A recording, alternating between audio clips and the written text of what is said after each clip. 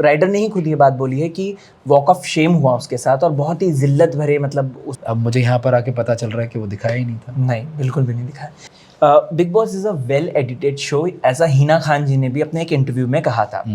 अब यहाँ पे जब राइडर आए, राइडर ने एक बात बोली है कि मनारा और सबको कन्फेशन रूम में बुला के बिग बॉस वहाँ पे उनसे बातचीत करते थे, वो कभी भी रिवील नहीं हुआ। मेरे तो उन्होंने जैसे एकदम भदी पीट दी और मेरे पीछे ही पड़ गए थे हाथ धो के। आपको क्या कहना है? डू यू थिंक कि राइडर शिकार बने हैं कहीं ना कहीं? शिकार शायद इसलिए बने होंगे क्योंकि ताली दोनों हाथ से बचती है, बिकॉज उन्होंने शायद प्लेटफॉर्म का रिस्पेक्ट नहीं किया था। जब उनको इतना बड़ा प्लेटफॉर्म मिला है, उनका योगदान वैसे कम रहा है, because he had not been active in the beginning half of the show.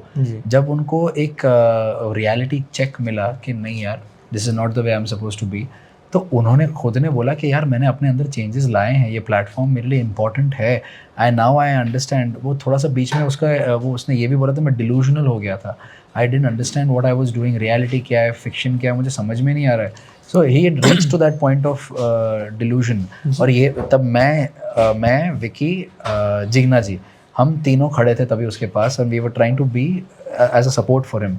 फिर धीरे धीरे वो एक डिप्रेस्ड जोन में जाने लगा, वो अपने जोन में रहने लगा, और फिर धीरे धीरे वापस बाहर आया उसमें से, and he started putting out his points, but that was way late. मतलब बोल सकते हो 8वें हफ्ते में उसने बोलना शुरू किया था।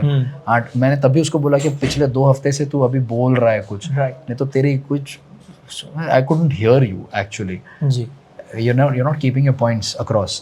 तो from that point of view हो सकता है कि क्योंकि उसकी कुछ लफ्ज़ उसके मुंह से निकले कि भाड़ में गया प्लेटफॉर्म, भाड़ में गया शो, तो they are not going to listen to that ना, राइट। तो इसीलिए कहीं ना कहीं ताली दोनों हाथ से बचती है, तो कहीं उसकी तरफ से डिसरिगार्ड रहा है, इसलिए यहाँ से रिएक्शन आया। ये जो डिसरिगार्ड है कहीं ना कहीं होता है ना कि एक्शन का रिएक्शन होता है, तो अभी राइडर ने ही खुद ये बात बोली है कि वॉक ऑफ शेम हुआ उसके साथ और बहुत ही जिल्लत भरे मतलब उसको, वो कब हुआ? वो वही हमें तो दिखाया नहीं गया, हमें दिखाया नहीं गया। वो 7वें हफ्ते में हुआ था, जब तहलका निकल चुका था उसके बाद हुआ था ये, इतना मुझे याद है।